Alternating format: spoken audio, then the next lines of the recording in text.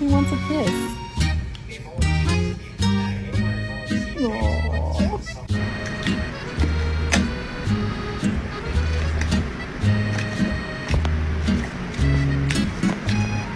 I placed the dog back in her kennel, and she began to shake uncontrollably again. But G refused to leave her. She said, "Some dogs need help. Go home." I realized once again how incredibly amazing she is.